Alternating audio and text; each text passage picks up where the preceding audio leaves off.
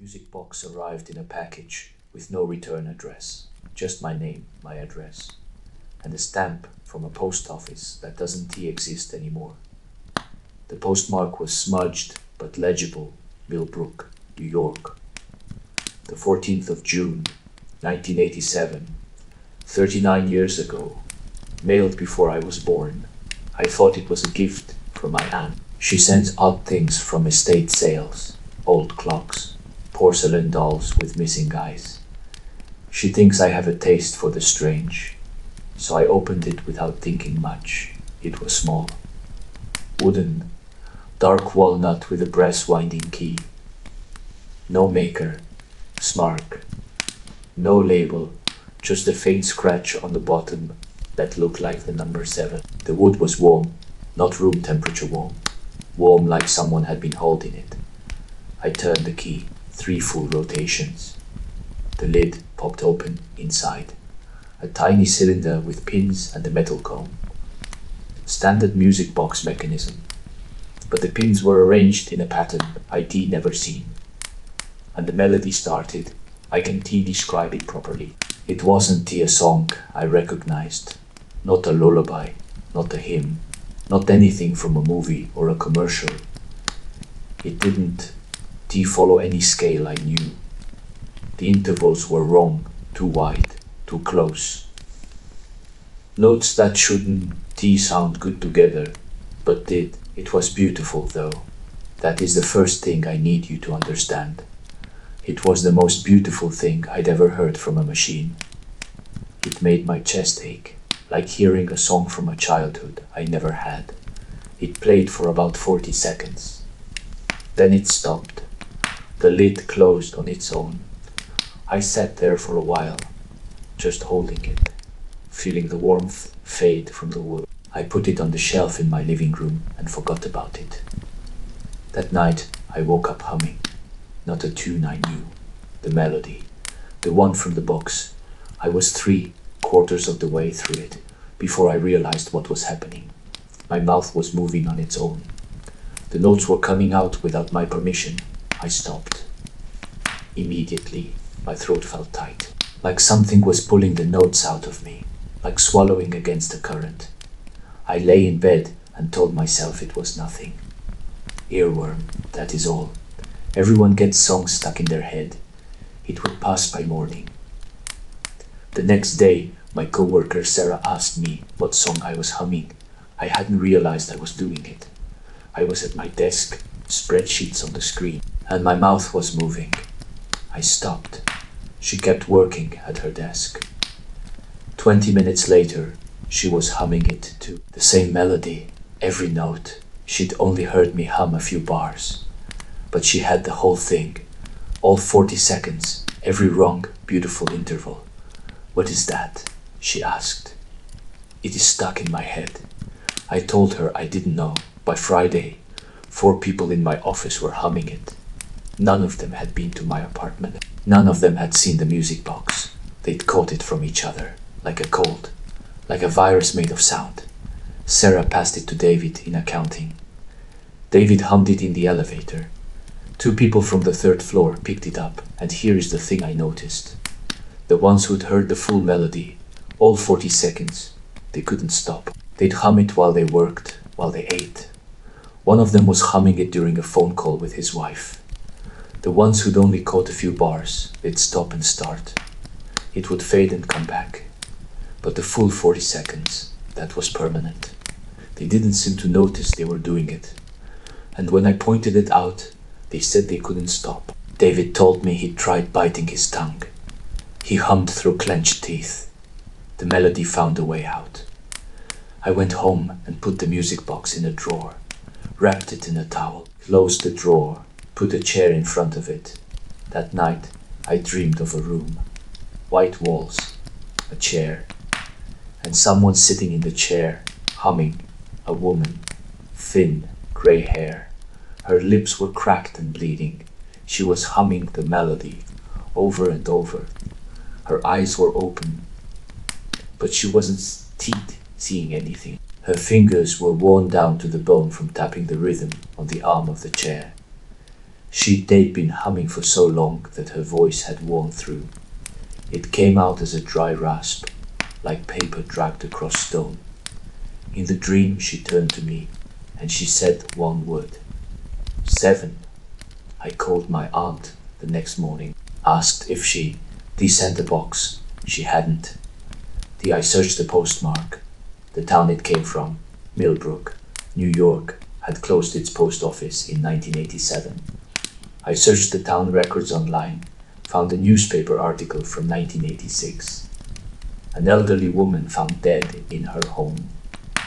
Name Margaret Voss, age 77, cause of death dehydration and exhaustion.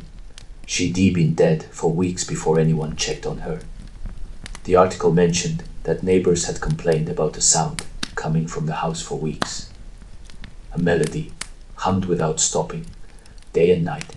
They thought it was a radio left on. They called the police about the noise. When the police finally entered, they found her in the chair, still humming. Even after death, her jaw was set in a position that suggested her mouth had been open.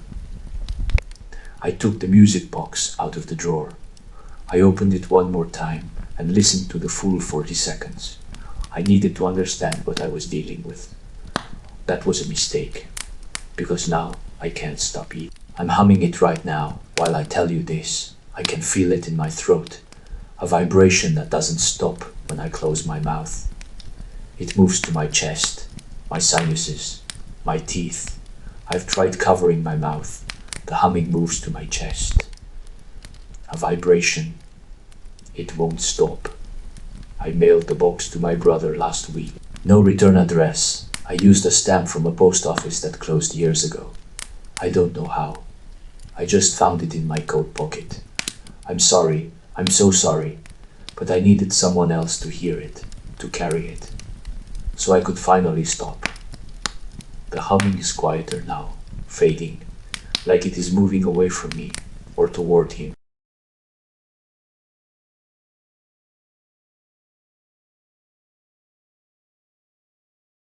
The glasses showed me how my wife was going to die. I was wearing them at breakfast. She was buttering toast. And through the lenses, I saw her kitchen fill with water, dark water, rising past the countertops. The refrigerator floating. I found them at an estate sale in a house on Maple Street. The old man who lived there had been an optometrist, or so the sign said. He died alone, no family. The house was full of inventory from his practice. Boxes of glasses everywhere. Reading glasses, mostly. Hundreds of pairs, sorted by prescription. I picked up a pair with tortoiseshell frames. They were in a separate box from the others, wrapped in black cloth. No prescription label. They felt good in my hand. Heavy, well made. The lenses had a slight amber tint, not like normal reading glasses. I put them on as a joke, looked at the woman running the sale. Through the lenses, she was on fire, not burning, not screaming, just flames, quiet, like an overlay on a photograph, orange and yellow, curling around her shoulders and hair. But she didn't react. She kept sorting price tags. I took the glasses off. She was fine, smiling, asking if I wanted to buy them. I put them back on. Fire again. This time I saw the room behind her, a kitchen, a stove left on, a curtain catching. The details were sharp, specific, not a hallucination, a vision. The glasses showed me the last thing a person would see before they died. I bought them for $2. The woman didn't even look up when I handed her the money. She was already on fire again. I walked home looking through them at everyone I passed. The mailman, a car windshield shattering inward. Glass suspended in air, his reflection in the hood of a blue sedan. A woman walking her dog, hospital ceiling tiles, fluorescent lights. A face she didn't recognize looking down at her. A teenager on a bicycle, asphalt and the underside of a truck, a bolt pattern, grease stains. An old man on a bench, a sky full of clouds. Peaceful, the kind of death you'd wish for. Each one different, each one specific, each one certain. I watched the teenager ride away and wondered if he knew what was waiting for him at the next intersection. I told myself I wouldn't use them on people I knew. I lasted 3 days. My wife, Claire, was making breakfast. Saturday morning, sunlight through the kitchen window. She was wearing my old college t-shirt. Her hair was up. She was humming. I put the glasses on. Water. Everywhere. Rising past the countertops. The kitchen window showing nothing but dark water outside. The cabinets were submerged. The calendar on the wall was soaked and curling. She was standing in it, waist deep, looking at the ceiling. Her face was calm, resigned, like she'd been waiting for it, not drowning, trapped, waiting for it to reach her. I took the glasses off and stared at her. She asked what was wrong. I said nothing. I said I had a headache. She touched my forehead and said I felt fine. I pulled away. I couldn't look at her without seeing the water. But I started watching the weather, checking flood maps, looking at our insurance policy. I drove the neighborhood after every rainstorm, looking for standing water. We live in Ohio. There is no ocean, no major river within 20 miles. The nearest body of water is a retention pond behind the shopping center. How does a kitchen fill with water in Ohio? I didn't have an answer, but the glasses had never been wrong. I looked at my daughter next. She is 6. She was in the backyard, chasing fireflies. I sat on the porch with the glasses on. Through the lenses, I saw her looking up at the night sky full of stars. Peaceful, old, wrinkled hands. A quilt over her lap. A window open to the night air. The sound of crickets. She would die old, in a bed, under a window open to the stars. I should have been relieved. I almost threw the glasses away right then, because I understood what that meant. If my daughter dies old and my wife dies in a flood, then my wife dies first. My daughter grows up without her mother. I couldn't look at myself. I was afraid to. I avoided mirrors for weeks. I shaved by feel. I brushed my teeth looking at the wall. But I did. One night, bathroom mirror, glasses on. I saw my own hands holding these glasses, looking at a face I couldn't see. My hands were older, veined, shaking slightly, and behind my hands, a room I didn't recognize. White walls, a chair bolted to the floor, a single light overhead, fluorescent, buzzing. I would die looking at the thing that showed me how everyone else dies, alone, in a room with no windows, holding the glasses that ruined my life. I put the glasses in a case and locked them in my desk drawer. That was 2 years ago. I haven't opened the drawer since. I go to work. I come home. I kiss my wife. I watch my daughter grow. And I try not to think about the water. Last month, the city announced a new reservoir project. A dam 3 miles upstream from our house. Construction begins next spring. I sit at my desk now. The drawer is right here. I could put them on. Look at Claire again. See if the vision has changed. Maybe the water is lower now. Maybe she is standing on something. Maybe she makes it out, but I'm afraid it hasn't. And I'm more afraid of what I'll see if I look at my daughter now. Because the glasses don't show what might happen. They show what will.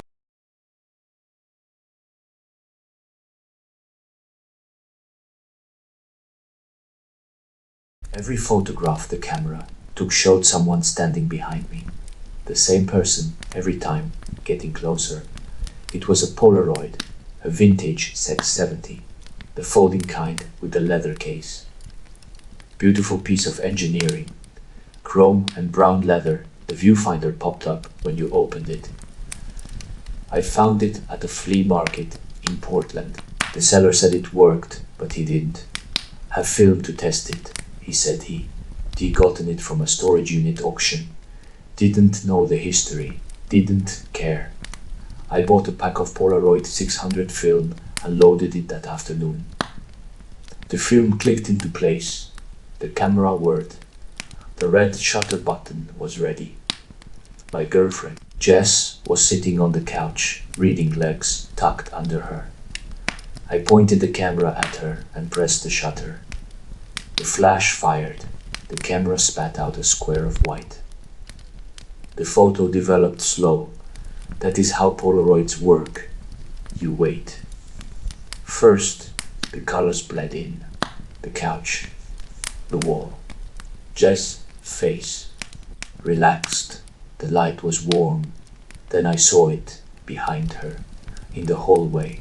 A figure, tall, thin, arms hanging at its sides, standing in the shadow between the bathroom and the bedroom door. I looked up from the photo. The hallway was empty. I looked back at the photo. The figure was still there, frozen in the chemical emotion. Caught in the instant, the shutter opened and closed. No face, just a pale oval where features should be, and it was looking at the camera, not at Jess, at the lens. At me, I told Jess the film was bad. Light leak, something. She shrugged and went back to her book. I took another photo, this time of the kitchen. Empty, no one in frame. I waited, watched the colors come in. It developed. The kitchen looked fine, but in the corner, near the fridge, the figure was there again. Same shape, same pale head, but closer to the camera than before. In the first photo, it was 15 feet. In this one, maybe 10. I took a third photo, the living room window. I wanted to see if it would show up outside, in daylight, through glass. The figure was in the reflection, standing behind where I was holding the camera. Closer still, 5 feet. I could see its arms now, long to many joints. I spun around, nothing behind me, but the photo said it was there. I didn't take any more photos that day. I put the 3 pictures in a drawer and tried not to think about it. I told myself it was a defect, a double exposure, a flaw in the film. A week passed. Jess went out of town for work. 3 days in Chicago, conference. She kissed me goodbye at the door. I was alone in the apartment. Couldn't sleep.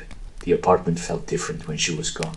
Bigger, quieter. The shadows had more room. I took the photos out of the drawer and laid them on the table. Photo 1, figure in the hallway, maybe 15 feet away. Photo 2, figure by the fridge, 10 feet. Photo 3, figure behind me, 5 feet. Each photo it moved 5 feet closer. 3 photos, 15 feet total. It was at 10 feet now. I did the math. 2 more photos. I had 7 shots left in the film pack. I told myself I wouldn't take another picture. That the camera was the problem. That if I stopped feeding it film, whatever was in the photos would stay in the photos. But I needed to know if it was still there. If I took 1 more photo and it wasn't in the frame, maybe I could relax. Maybe it had left. Maybe it only existed in those first 3 exposures. I pointed the camera at the empty room and pressed the shutter. The photo developed. I held it in my palm and watched the colors bloom. The room was empty. No figure. Nothing. I let out a breath I didn't know I was holding. I laughed. Actually laughed. Out loud in an empty apartment. Then I noticed the edge of the photo. The bottom right corner. A hand. Pale. Long fingers. Reaching into the frame from below. Like it was climbing up from underneath the floor. The fingers were spread. Gripping the edge of something I couldn't see. Pulling itself up. I looked down at the floor where I was standing. Nothing, just hardwood. But the photo showed fingers, and the fingers were right where my feet were. I stepped back. My heart was in my throat. I took 1 more photo, pointed it at the floor. The photo showed the floor, and rising through it, like it was coming up through water, a face. Still pale, still featureless. But the surface of the face was textured now. Like it was forming something. Ridges where a nose should be. Depressions where eyes should sit. Like it was learning what a face looks like.